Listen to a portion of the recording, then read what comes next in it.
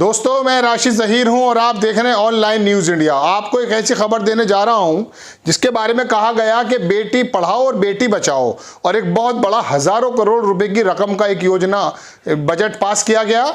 उसका 80% लगभग 79% या 80% पैसा तो उस योजना के प्रचार एंड प्रसार में ही कर दिया गया। आपको मालूम है कि जुमलेबाजी की सरकार के आरोप लगते आए हमारी भारतीय जनता पार्टी पर, और अब ये साबित होता हुआ नजर आता है। खबर आपको देने जा रहा हूं जनसत्ता पर, जहां पर 8,000 करोड़ रुपए से ज्यादा बजट का आवंटन हुआ कि बेटी पढ़ाइए और बेटी बचाइए। उसके योजना के प्रचार में अपने सीने को चौड़ा करने का अंदाज करते हुए सरकार ने उसका 80% पैसा खर्च कहां कर दिया? वो कर दिया प्रचार में। आपकी स्क्रीन पर खबर है जनसत्ता की। इसने लिखा कि बेटी बचाओ बेटी पढ़ाओ, 80% पैसा प्रचार पर हुआ खर्च। 5 साल में मंजूर हुए 848 करोड़ रुपया। हम हजारों करोड़ गलत बोल गए थे आपसे। 800 लगभग 848 करोड़ रुपया इसके अंदर जो है मंजूर हुए थे। उसका 80% जो पैसा खर्च है वो हुआ है प्रचार प्रसार में। इसके बारे में बाकी राहुल गांधी ने और बाकी तमाम लोगों ने ट्वीट किए, वो मैं आपको बाद में दिखाऊंगा। पहले आप थोड़ा सा इनका और मोदी जी का जो पैसा खर्च होता है उनके चुनावी रैलियों पर, उनके अपने खर्च पर, वो भी आपको थोड़ी सी बांध के दिखाऊंगा जो पुण्य परसून वाजपेयी ने छापी है इसी साल। ठीक, पहले आप खबर देखिए कि बेटी बचाओ बेटी पढ़ाओ के तहत बच्चियों को शिक्षा उपलब्ध कराने, उनकी समाज में भागीदारी को बढ़ाने के प्रयास किए जाते हैं। बैंक में जमा किए जाने वाले पैसे मिलने पर लड़कियां उच्च शिक्षा हासिल कर सकती हैं। ये तो लिखा है जनसत्ता ने। अब नीचे देखिए क्या है पूरी कहानी, बहुत ध्यान से सुनिएगा कि भारत सरकार द्वारा 22 जनवरी 2015 पिछले मोदी जी के पिछले कार्यकाल को लॉन्च की गई बेटी बचाओ बेटी पढ़ाओ का प्रदर्शन राज्यों में अच्छा नहीं रहा। क्यों रहता? जबकि वो पैसा प्रचार में लगा मोदी जी के। मोदी जी महामानव हैं, ऐसा काम कर देते हैं, है ना? यही तो अंधभक्तों की सोच है। इसे लेकर महिला सशक्तिकरण समिति की नवीनतम रिपोर्ट सरकार की तरफ से जारी किए गए धन का सही उपयोग न होने को लेकर निराशा जाहिर करती है। और ये जो रिपोर्ट आई है कि 80% पैसा खर्च हो गया प्रचार पर, यह किसी समाजवादी पार्टी ने या कांग्रेस ने या विपक्ष के किसी नेता ने नहीं जारी की है। इन्हीं की सरकार, इन्हीं की मंत्री, इन्हीं की जो सांसद है उन्होंने बताया। बता दें कि महाराष्ट्र की भाजपा लोकसभा सांसद हीना विजय कुमार गावित की अध्यक्षता वाली समिति ने गुरुवार को लोकसभा में इससे जुड़ी रिपोर्ट पेश की। अब वो सुन लीजिए रिपोर्ट क्या है।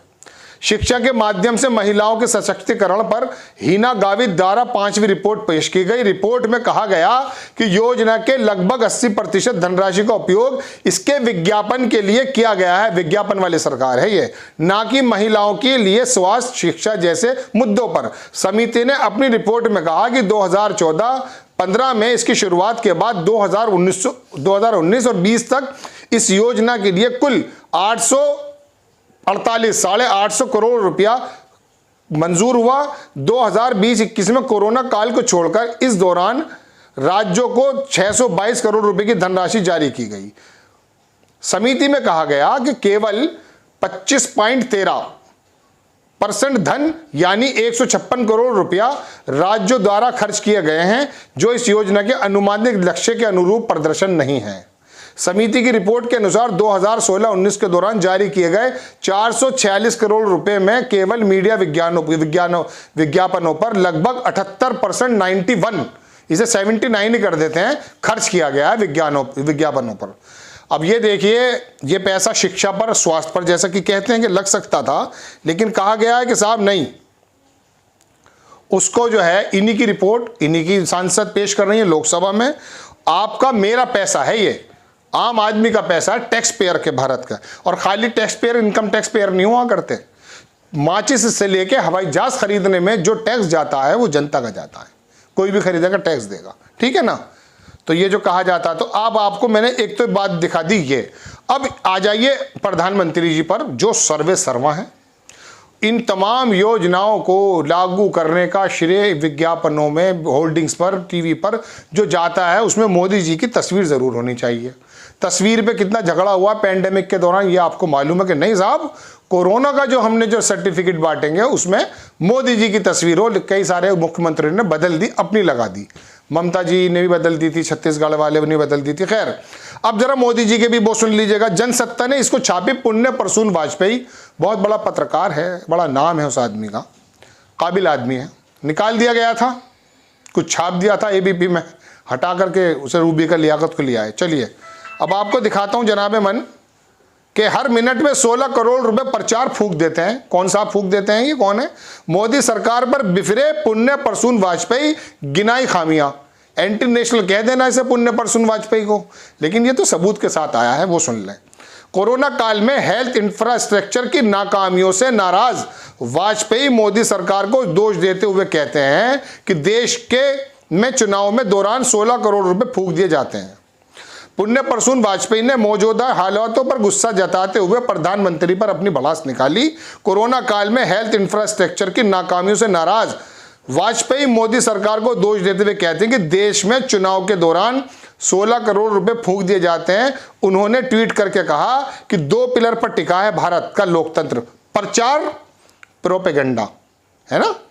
हर मिनट 16 करोड़ रुपया फूंक दिया जाता है प्रचार पर। 1 मिनट में 16 करोड़ रुपया प्रचार में फूंक दिया जाता है। यह है भारतीय जनता पार्टी की असलियत। पुण्य प्रसून वाजपेयी को एंटी नेशनल कह दो, गोदी मीडिया कहने लगे कि साहब ये तो दूसरे विंग के आदमी हैं, ये लेफ्ट विंग के आदमी हैं, विपक्ष के नेता लेफ्ट विंग के आदमी हैं तो भारतीय, और वही भारतीय सवाल उठा रहे हैं बहुत सधे हुए शानदार लफ्जों में। तो अंधभक्ति में इतना लीन मत होइए। अंधभक्तों से मेरी रिक्वेस्ट है कि उन्हें यह भी ना पता चले कि उनका भी पैसा और हमारा भी पैसा और तमाम देशवासियों का पैसा कहां पर जा रहा है, ठीक है ना। ये अंधभक्ति में लीन होने की पहचान है कि ये भी नहीं पहचान रहे कि हर मिनट में कितना। अब आगे देख लीजिए, इन्होंने कहा कि मां गंगा से सत्ता तक, घर से सड़क, सड़क से अस्पताल, अस्पताल से शमशान, शमशान से गंगा तक, मां गंगा ने किसे बुलाया। ठीक, ये लिखते हैं। पुण्य प्रसून वाजपेयी की पोस्ट पर कई लोगों के रिएक्शन भी आए, तो वो कह रहे हैं साहब दुनिया भर के, अब ये तो लंबी बात हो जाएगी, लेकिन हम आपको बताना चाहते हैं कि साहब बेटी बचाओ और बेटी पढ़ाओ का जो नारा दिया गया, उसकी तो पोल ये है कि उसका 79.91% बजट सिर्फ अखबार के विज्ञापनों पर खर्च कर दिया गया है। और अब आगे मैं आपको 2-3 चीज़ें दिखाने के बाद आपसे सवाल करता हूं।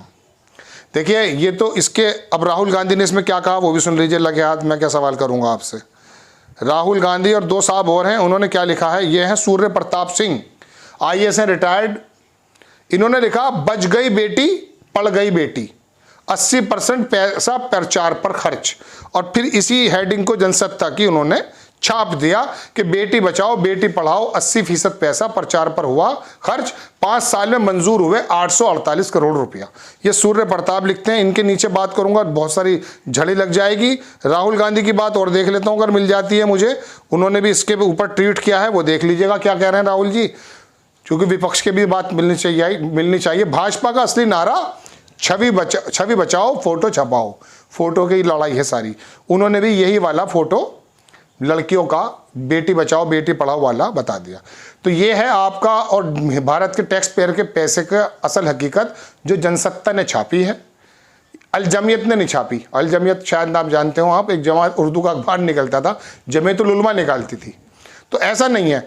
और 5 जन्ने में भी नहीं छपने की ये बात, ऑर्गेनाइजर भी नहीं छापेगा, RSS का अखबार नहीं छापेंगे इसको छाप रहे हैं अखबार जो आजकल गोदी मीडिया से थोड़ा सा अलग है और बताते हैं सही को सही और गलत को गलत।